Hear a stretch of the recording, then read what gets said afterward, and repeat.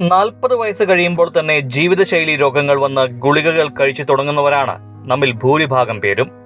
എന്നാൽ യാതൊരുവിധ അസുഖങ്ങളുമില്ലാതെ ഒരു മരുന്ന് പോലും കഴിക്കാതെ 111 വയസ്സിലും ചുറുചുറുക്കോടെ ജീവിക്കുന്ന ഒരാളെപ്പറ്റി നിങ്ങൾ കേട്ടിട്ടുണ്ടോ? ഇത് കോതമംഗലം സ്വദേശി എസ്തപ്പാനോസ് വല്യപ്പച്ചൻ. കോതമംഗലം വാളകം മേക്കടമ്പ് സ്വദേശിയായ ഈ വല്യപ്പച്ചന്റെ ആരോഗ്യരഹസ്യം എന്താണെന്നറിയാമോ? ദിവസവും കഴിക്കുന്ന 2 ഏത്തപ്പഴം. ഈ 111 വയസ്സിലും ദീർഘനാളുകളൊന്നും ആശുപത്രികളുടെ പടി കയറേണ്ടി വന്നിട്ടില്ല ഇദ്ദേഹത്തിന്. ഇന്നത്തെ കാലത്ത് ഇതൊരു വലിയ അത്ഭുതം തന്നെയാണ്. 10 മക്കളാണ് എസ്തപ്പാനോസ് വല്യപ്പച്ചനുള്ളത്. മൂത്ത മകന് ഇപ്പോൾ പ്രായം 82, ഇളയ മകൾക്ക് 58. അങ്ങനെ തന്റെ മക്കളുടെ മക്കളുടെ മക്കളെ വരെ നേരിൽ കണ്ട് 4 തലമുറകളുടെ സ്നേഹം ഏറ്റുവാങ്ങി സന്തുഷ്ടനായൊരു വലിയ കുടുംബനാഥനായി ജീവിക്കുകയാണ് ഇദ്ദേഹം. ഇപ്പൊ പള്ളി പോയിട്ട് എത്ര നാളായി? പള്ളി പോകാറുണ്ടോ? കുറച്ച് മാസമായിരുന്നു. അപ്പച്ചൻ എന്നായിരുന്നു അന്ന് ആഹാരം കഴിച്ചോണ്ടിരുന്നെ? എന്നാ തിന്നോണ്ടിരുന്നെ? കപ്പയാ? രണ്ട് കപ്പയും കട്ടഞ്ചായയും? കണ്ടം കൃഷിയൊക്കെ സ്വന്തം അല്ലായിരുന്നോ? കണ്ടമൊക്കെ എന്നാലും കൂട്ടി സ്വന്തം ഒഴുകൊണ്ടല്ലേ വെച്ചോണ്ടിരുന്നേ? കണ്ടം വെച്ചോണ്ടിരുന്നേ? 2 ജോഡി. എൻ്റെ പേര് എ എബ്രഹാം അതിരമ്പഴിയിൽ. എൻ്റെ അപ്പച്ചൻ്റെ പേര് എ എസ്തപ്പാനോസ്. അപ്പച്ചൻ്റെ 10 മക്കളിലെ ഏറ്റവും മൂത്ത ആളാണ്. പിന്നെ നമ്മുടെ അന്ന് കനാലും കാര്യങ്ങളൊന്നും ഇല്ലല്ലോ. അപ്പം അന്ന് ഈ കിണറൊക്കെ താത്തിയിട്ട് നമ്മൾ ദ്ലാവൊക്കെ കെട്ടിയിട്ട് വെള്ളം തേവി ആണ് നമ്മൾ കൃഷി ചെയ്തുകൊണ്ടിരുന്നത്. അപ്പോൾ അപ്പച്ചൻ്റെ കൂടെ ഞാനും ഒത്തിരി വെള്ളം തേവാനും കാര്യങ്ങളും പണിയൊക്കെ നമ്മൾ ചെയ്തിട്ടുണ്ട്. ഞാൻ മൂത്ത മകനാണല്ലോ. അപ്പച്ചൻ രാവിലെ ഒരു 5 മണി 5:15 ആകുമ്പോൾ രാവിലെ എണീക്കും.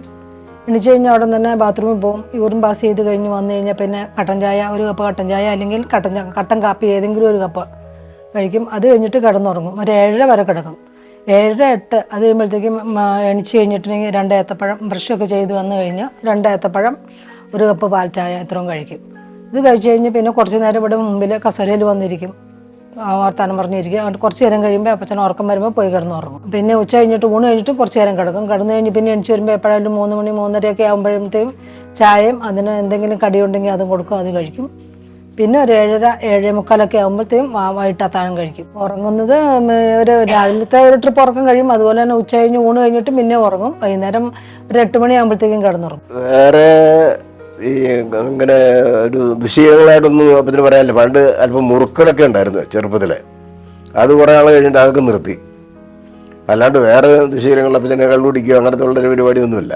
പിന്നെ ഈ ഹാർഡ് വർക്ക് അതാണ് മെയിൻ. പിന്നെ ഈ പാറ പൊട്ടിക്കാനും അതൊക്കെ സ്വന്തമായിട്ട് ഒക്കെ ചെയ്യാനൊക്കെ അപ്പച്ചനറിയാം. അതൊക്കെ ചെയ്യുമായിരുന്നു. വീട്ടിൽ കുറേ പാറയൊക്കെ ഉണ്ടായിരുന്നു. എല്ലാം പൊട്ടിച്ച് കയ്യാല പണിയിലും എല്ലാ പണിയും അപ്പച്ചനറിയാം. അതാണ് എൻ്റെ. അത് ഈ വെയിൽ കൊള്ളാൻ അപ്പച്ചന് വെയിലെന്ന് പറഞ്ഞാൽ ഒരു പ്രശ്നമില്ല. അതായത് നല്ല പാറയ്ക്ക് നല്ല ചൂടല്ലേ, ഈ വെയിലും ഭയങ്കര ചൂട്. അപ്പോൾ ആ വെയിലത്ത് ഇങ്ങനെ ചുമ്മാ ഈ നമ്മുടെ ഓല വെടഞ്ഞിട്ടൊരു മറയുണ്ടാക്കിയിട്ട് അവിടെ നിന്നിട്ടാണ് ഈ പാറപ്പുറത്തിരുന്നുള്ള തവരടിച്ച് കുഴി ഉണ്ടാക്കുന്ന പരിപാടിയൊക്കെ. അപ്പച്ചനെ പറ്റി ചെറുപ്പത്തിലെന്ന് പറഞ്ഞു കഴിഞ്ഞാൽ അപ്പച്ചൻ സ്ട്രിക്റ്റ് ആയിരുന്നു. വേറെ പ്രത്യേകിച്ച് എന്ന് പറയുന്നത് തല്ലുകയൊക്കെ ചെയ്യും. പഠിക്കാൻ പോയില്ലെങ്കിൽ തല്ലും, കൃഷിപ്പണിക്ക് കൂടിയില്ലേ അതിനും തല്ലും. പിന്നെ ചെറുപ്പത്തിൽ അപ്പച്ചൻ്റെ കൂടെ ചന്തയ്ക്ക് പോകാനൊക്കെ ഞാനാണ് പോയിക്കൊണ്ടിരുന്നത്. എല്ലാ ആഴ്ചയും ചന്തയിൽ പോകും, അടയ്ക്ക കൊണ്ട് വിൽക്കാനായിട്ട്. അപ്പോൾ ആ കൂടെ ഞാനും പോകും. അങ്ങനെ പോയി ശീലമായി. ലാസ്റ്റ് ഞാൻ തന്നെ അപ്പച്ചനൊഴിവായി ഞാൻ തന്നെ പോയി തുടങ്ങി. എൻ്റെ കല്യാണം കഴിഞ്ഞിട്ട് 52 വർഷമായി ഞങ്ങളുടെ കല്യാണം കഴിഞ്ഞിട്ട്. അന്ന് തൊട്ട് അപ്പച്ചന് ഇങ്ങനെ എല്ലാവരുമായിട്ട് സ്നേഹത്തിൽ സന്തോഷത്തിലാണ് പോകുന്നത്.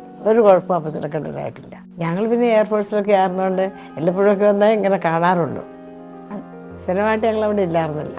ഞങ്ങൾ കല്യാണം ഇങ്ങോട്ട് പുറത്തായിരുന്നു. വരുമ്പോൾ അപ്പച്ചൻ എല്ലാവരുമായിട്ട് നല്ല സ്നേഹത്തിലും സന്തോഷത്തിലാണ്. ജീവിതശൈലി രോഗങ്ങൾ നമ്മെ കീഴടക്കുന്ന ഈ കാലത്ത് തികച്ചും ലളിതമായ ജീവിതത്തിലൂടെ ഇന്നത്തെ തലമുറയ്ക്ക് വലിയൊരു മാതൃകയാവുകയാണ് ഈ 111കാരൻ. എസ്തപ്പാനോസ് വല്യപ്പച്ചന്റെ ഈ ജീവിതം ഇന്ന് അനേകർക്ക് മാതൃകയായി തീരും എന്ന് തീർച്ചയാണ്.